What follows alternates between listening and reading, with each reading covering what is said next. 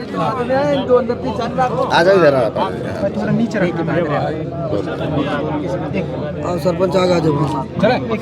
Sir बताएं कि आज की जो सर्व समाज की महापंचायत हुई है उसमें कितने लोगों की कमेटी बनी है और आज क्या निर्णय लिया गया और आगे की क्या रणनीति रहेगी आपकी मेन? सर जो कमेटी बनी है उसमें जितने लोग आए हैं हम सभी उस कमेटी के मेंबर हैं और ये सारे समाज की लड़ाई है, ये किसी एक समाज की लड़ाई नहीं है। और इसमें कुछ निर्णय लिया गया है सर्व समाज की तरफ से। और इसमें जो पहला निर्णय है हमारा वो ये है कि थाना के अंदर जिस टाइम जो नाइट में स्टाफ था या जिन्होंने इस वारदात को अंजाम दिया या जो इस वारदात को देख रहे थे चुपचाप खड़े खड़े सह रहे थे, वो सारा थाने का पूरा स्टाफ बर्खास्त हो, सस्पेंड हो वहाँ पर। दूसरा हमारा है कि बच्चे को उचित जो उपचार है उसके साथ साथ परिवार की सुरक्षा इम्पोर्टेंट है, क्योंकि जिस प्रकार से रात को वो लड़के को उठा के शाम को ले गए गांव के बीच में से, तो परिवार के भी किसी आदमी को ले जा सकते हैं, क्योंकि वो उन पर हमें विश्वास नहीं है और पुलिस वाले ही भिवाड़ी के गुंडे बने हुए हैं आज के टाइम में। दूसरा है हमारा FIR लिखते समय कुछ धाराएं उन्होंने नहीं लिखी। जिस टाइम हमने FIR जो किया, हमारे साथियों ने बड़ा आंदोलन किया उसके लिए, उसमें कुछ धाराएं छूट गई थी। उसमें वो धाराओं के साथ जो अनुसंधान में जो जांच हो वो धाराएं ऐड की जाएं उसमें, जैसे 307 का जो मामला उसमें बनता है वो उसमें लिया जाए। और नामजद जो मुलजिम हैं उनके अलावा कुछ व्यक्ति और हैं जो छूट गए हैं, उनको भी नाम जोड़ा जाए इसमें। और घटना को लंबे समय हो गया है जिसमें उनका तुरंत प्रभाव से बोर्ड के द्वारा मेडिकल कराया जाए। जो मेडिकल चल रहा है वो गलत चल रहा है और वो मान्य नहीं है। या तो SMS के द्वारा किया जाए, SMS मेडिकल कॉलेज के द्वारा कराया जाए, या फिर आपका जो है यहाँ पे जो कमेटी बनाई हुई है उसके द्वारा कराया जाए।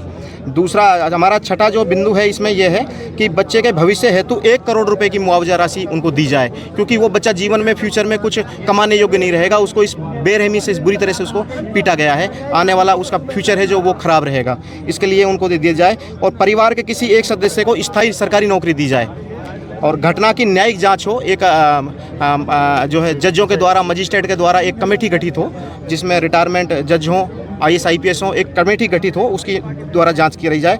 और जो इसमें पुलिस वाले दोषी हैं उनको तुरंत प्रभाव से गिरफ्तार किया जाए और उनको सस्पेंड किया जाए। अभी फ़िलहाल जो SP और DSP और जो IAS इन्होंने जो किया है मिल करके ये किया है कि उनको लाइन हाजिर कर दिया है, जबकि लाइन हाजिर करना इसमें कोई मामला नहीं था। उनको तुरंत प्रभाव से सस्पेंड करना था और उनके खिलाफ जाँच करी जानी चाहिए थी। और इसमें जो हमारा एक मामला है कि SP और DSP भी इस मामले में संलिप्त हैं, क्योंकि ये मामला जब थाने में हुआ उनकी नाक के नीचे हुआ। मात्र SP ऑफिस से मात्र 1 किलोमीटर दूर जो है ये थाना है और DSP के निवास से मात्र 100 मीटर भी ये दूर ये नहीं है। इसका मतलब ये है कि SP और DSP भी यहाँ पर लिप्त है इस मामले में, और उनके खिलाफ भी हम लोग इसमें केस दर्ज करेंगे। और इसमें हमने 3 दिन का टाइम लिया है। SP और DSP के खिलाफ भी हम मुकदमा दर्ज कराएंगे इसमें, क्योंकि वो भी इस मामले में दोषी हैं और वो जुल्म को नहीं रोक पा रहे हैं, तो वो इसमें दोषी हैं इसमें। आगे की क्या? और इसके लिए हम लोग, ये हमारी मांग है, नहीं होती है तो हम इसमें आंदोलन करेंगे। इसमें हमने जो 2 दिन का टाइम दिया है, हमने इसमें 3 दिन हम नहीं दे पाएंगे, 2 दिन का टाइम दिया है, क्योंकि ये मामला पहले से ही काफ़ी जो लंबित चल रहा है और ये मामले को सरकार भी बड़ा बाद यदि प्रशासन आपकी मांगे नहीं मानता है, हम बड़ा आंदोलन करेंगे, बड़ा आंदोलन करेंगे। वो आज नहीं बता सकते, समय पे बताएंगे हम क्या करेंगे, क्या नहीं करेंगे। और इसमें एक चीज़ और भी है, ये जो FIR दर्ज हुई है ये हमारी तरफ से हुई है, यानी कि बच्चे की तरफ से, बच्चे के परिवार की तरफ से, समाज की तरफ से। पुलिस ने अपने स्तर पे क्या किया? पुलिस ने अपने स्तर पे कोई जांच कमेटी बिठाई उनके खिलाफ, कोई 16 CCA का नोटिस जारी किया उनको। SP क्या कर रहा है, मैं तो ये पूछना चाहता हूँ। अगर देखो, ये तो हमारी FIR पे तो कार्रवाई उनको करनी पड़ेगी, लेकिन पुलिस ने इतना बड़ा आतंक फैला दिया, पुलिस के वरिष्ठ अधिकारियों ने उनसे कोई नोटिस इशू करके जांच वो भी नहीं मांगा, जवाब भी, स्पष्टीकरण भी कि ये हुआ कैसे। इसमें तो सीधा 16 CCA का नोटिस बनता है सभी दोषी पुलिसकर्मियों के खिलाफ, और पुलिसकर्मियों के साथ तो जो होगा करेंगे, हम पीछे नहीं छोड़ेंगे। लेकिन एक आदमी जो हमने कहा कि जो छूट गए हैं, मनीष वशिष्ठ नाम का व्यक्ति है जो प्राइवेट गाड़ी का ड्राइवर है, जिसने सबसे पहले इसमें मारपीट शुरू करी, उस मनीष वशिष्ठ का नाम इसमें शामिल होना चाहिए और उसके खिलाफ अलग से 307 का मुकदमा दर्ज होना चाहिए। वो तो पुलिस का कर्मचारी भी नहीं है, उसको थाने के अंदर घुस के लॉकअप के अंदर मारपीट करने की इजाज़त कैसे मिल गई? कोई थाना है, लॉकअप है, या उसका कोई दादी का वो है खजाना जिसमें घुस जाए कोई भी और दादी दे दे, जिसकी मर्जी आ रही है वो हाथ साफ कर रहा है। दवा बनाने पुलिस का ट्रेनिंग सेंटर खोल रखा है क्या 3rd डिग्री देने के सिखाने का? प्राइवेट ड्राइवर की औकात कैसे होगी उस लॉकअप में जाके मारपीट करने की? आज तक एसपी ने आपको कहीं बताया हो तो बता दो कि उनके खिलाफ कोई आपने नोटिस इशू किया हो कि भाई कैसे हुआ, स्पष्टीकरण मांगा हो। इसमें स्पष्टीकरण के साथ साथ 16 CCA क्लियर कट बनता है। जितनी भी कार्रवाई पुलिस ने लेके 21 तारीख से 25 तारीख के बीच में करी है, सारी गैर कानूनी है। अलग अलग धाराओं में, एक से एक बड़ी धाराओं में सारी कानून की धज्जियाँ उड़ाई गई हैं। बिना FIR के लड़के को उठाना, नाबालिग को उठाना और नाबालिग को उठा के रात भर थाने में रखना, उसके साथ जो अमानवीय अत्याचार जो किया वो करना, उसके बाद उसको बिना बताए, बिना घर वालों को बताए स्टार हॉस्पिटल में भिवाड़ी ले जाना, वहाँ की जांच कहाँ गई पता ही नहीं आज तक, उसकी कॉपी आज तक घर वालों को नहीं दी गई, वहाँ से उठा के निम्स ले जाना, सारी तो सारी अपराध है। और अभी एक वक्ता ने कहा भी था कि अगर गाय कट जाती और उसके अवशेष सड़क पे मिल जाते तो शायद मार काट मच जाती। यहाँ बच्चे को, इंसान के बच्चे को काट के पटक दिया, मारपीट करके ऐसे बुरी तरीके से पटक दिया कि वो जिंदा ही नहीं है। जो आएगा भी तो जिंदा लाश की तरह आएगा और किसी के कोई जू नहीं रेंग रही। प्रशासन कर क्या रहा है, पुलिस कर क्या रही है? ये तो बिल्कुल जो इन्होंने अपने थानों के ऊपर लिखा हुआ है बड़े बड़े बोर्डों में, आम जन में विश्वास अपराधियों में भय, उसका उल्टा चल रहा है। आम जन में भय, अपराधियों में विश्वास। सब चीज़ मिली भगत करके, सब कुछ सेटलमेंट करके, चोरी डाके सब पुलिस की मंथली सेट है। आप डालो, पुलिस की मंथली पहुंचाओ। और जो बाबा जी हमारे विधायक जो यहाँ से चुनिंदा हमारे विधायक हैं तिजारा से, वो कल कह के गए हैं कि मेरी चल नहीं रही। भाई मैं तो ये कह रहा हूँ, चल नहीं रही तो आप इस तिजारा के ऊपर और जनता के ऊपर बोझ क्यों बन रहे हो?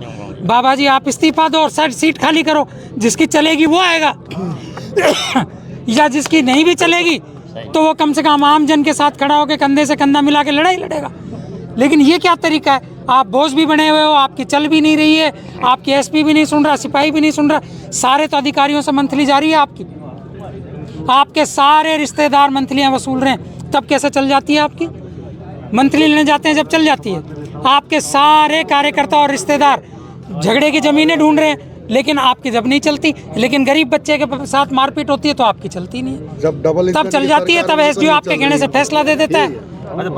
ये सब चीज़ें सबको समझ में आ रही है। जो कुछ चल रहा है, हो रहा है, ये जानबूझ के सत्ता के संरक्षण में सारा खेल रचा जा रहा है। मैं खुले आप इल्ज़ाम लगा रहा हूँ, सत्ता के संरक्षण में सारा खेल हो रहा है, वरना कोई औकात नहीं, कोई मजाल नहीं। इतने बड़ा कांड होने के बाद आपके पुलिसकर्मियों पे साधारण सी कार्रवाई नहीं हो, 16 CC का नोटिस तक आज तक जारी नहीं हुआ है और पुलिस को ये सब करना पड़ेगा। मैं कह रहा हूँ आपसे, ये तो पता नहीं कौन सा SP आया, कितने नंबर का आया है, लेकिन आज से पहले जितने SP आए हैं, अगर गलत हुआ है यहाँ झुक के गया है। ये तिजारा की धरती है, बहुत ज़्यादा क्रांतिकारी है, लेकिन जब तक प्यार से बात करती है, प्यार से, फिर क्रांति भी दिखाएंगे। SP को भी दिखाएंगे, महकमे को भी दिखाएंगे, सरकार को भी दिखाएंगे क्रांति कैसे होती है, न्याय कैसे छीना जाता है। पहले भी ली है ना। हाँ, पहले वो सलारपुर वाला मामला चल रहा था, उस मामले में था वैसे तो अपने आप में वो बन रहा था। ऐसा है जी, हम भी कुछ बड़ी बात रखना चाहते हैं ना। आ जाओ आगे, हम पीछे 50 लोग रखो ना, थोड़ा आगे पीछे हो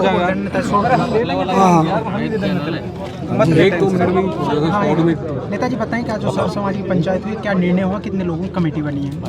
देखो ये लगभग 25 लोगों की कमेटी बनाई गई है इसमें, और 3600 बिरादरी से यहाँ लोग आए हैं। और जो कमेटी में निर्णय हुआ वो मांग पत्र हमने आपको अभी भाई हमारे प्रवक्ता भाई अजीत जी ने आपको सुना ही दिया। तो मेन जो बात है कि सर्व समाज इकट्ठा है, सारे भाई मिलकर लोकेश मेघवाल जी के लिए लड़ाई लड़ने के लिए तैयार हैं। और जो भी लापरवाहियाँ इतनी बड़ी घटना होने के बावजूद भी पुलिस प्रशासन ने की है, उसका खामियाजा भी इन अधिकारियों को, बड़े अधिकारियों को भुगतना पड़ेगा। और आपके माध्यम से, मीडिया के माध्यम से पुलिस प्रशासन को मैं चेतावनी देना चाहता हूँ, जिस तरीके से इस आंदोलन में काम कर रहे साथियों को डराया जा रहा है, धमकाया जा रहा है, उनको ऊपर दबाव बनाया जा रहा है, ऐसा करने की बिल्कुल कोशिश ना करें। ये उनको उल्टा पड़ सकता है और ये उनको भारी पड़ सकता है।